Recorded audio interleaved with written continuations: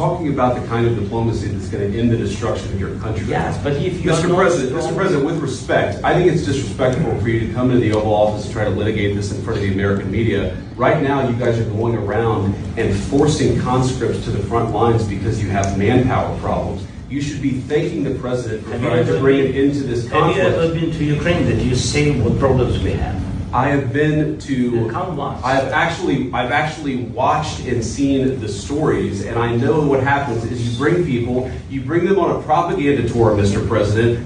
Do you disagree that you've had problems bringing people in your military? And do you think that it's respectful to come to the Oval Office of the United States of America and attack the administration that is trying to prevent the destruction of your country? A lot of questions. Let's start from the beginning. Sure. First of all, during the war, everybody has problems. Even you, but you have nice ocean and don't feel now, but you will feel it in the future. God bless. You don't know that. God bless. You don't God know bless. that. You will not have a war. Don't tell us what we're going to feel. We're trying to solve a problem. Don't tell us what we're going to feel. I'm not telling you. Because you're in no position to dictate that. That's exactly what you're doing. You're in no position to dictate what we're going to feel. We're going to feel very good. We're going to feel very good and very strong. You're right now not in a very good position. You've allowed yourself to be in a very bad position, and he happens to be right about it. From the very beginning of the war. You're not in a good position. You don't have the cards right now. With us, you start having cards. But right now, you don't. Yeah, you're playing cards.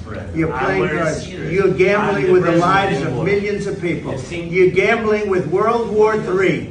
You're gambling with World War III. And what you're doing is very disrespectful to the country, this country, that's back to you. Far more than a lot of people said they should have. Have you said thank you once? This entire meeting? No, in this entire meeting, you said thank you. You went to Pennsylvania and campaigned for the opposition in October. Offer some words of appreciation for the United States of America and the president who's trying to save your country. Please, you think that if you will speak very loudly about the war, he's not speaking loudly. He's not speaking loudly. Your country is in big trouble. Wait a minute. No. You've done a lot of talking. Your country is in big trouble. I know. You're not winning. You're not winning this.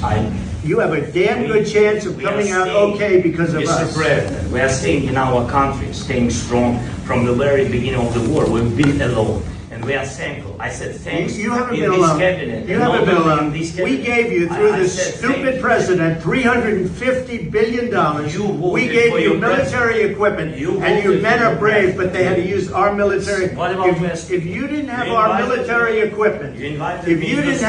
military equipment, this war would have been over in 2 weeks. In 3 days. I heard it from Putin. In 3 days. This is something maybe less. In 2 weeks, of course, yes. It's going to be a very hard thing to do business like this. Again, just say thank you. I said a lot of times to American people. Accept that there are disagreements, and let's go litigate those disagreements rather than trying to fight it out in the American media when you're wrong.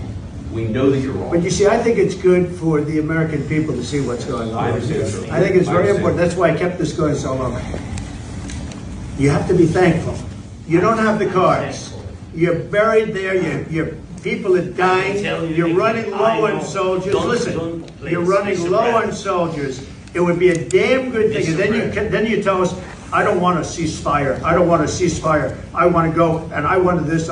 Look, if you could get a ceasefire right now, I tell you, you take it so the bullets stop flying and your men stop getting killed. Of course we want to stop the war. But you're saying you don't want a ceasefire. I want a ceasefire. Because you'll get a ceasefire faster than an agreement. Ask our people about a ceasefire, what they think.